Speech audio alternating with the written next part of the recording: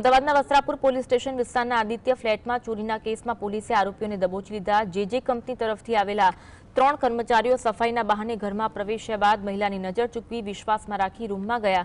રૂમના કબાટમાંથી અંદાજે 4 લાખ રૂપિયાના સોનાના દાગીના અને બંગડીઓની ચોરી કરવામાં આવી।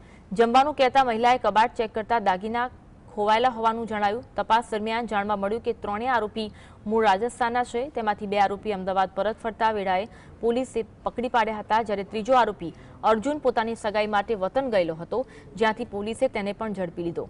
પોલીસે તમામ મુદ્દામાલ રિકવર કરી ફરિયાદીને પરત આપવાની પ્રક્રિયા હાથ ધરી છે।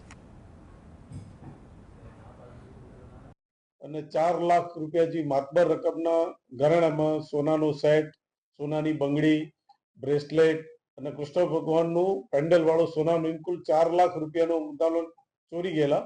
જે હકીકતની ફરિયાદ વસ્ત્રાપુર પોલીસ સ્ટેશનમાં દાખલ થતા તાત્કાલિક પોલીસ હરકતમાં આવી। કોલ ડિટેલ્સના આધારે એ લોકોને ત્યાં 2 જણને દબોચી લીધા। એક જે આરોપી હતો આ કામમાં અર્જુન શંકરલાલ, બીજા છે લોકેશ અને સુનિલ, તો એને મહેસાણાથી પણ અમે એને પકડી લીધો છે।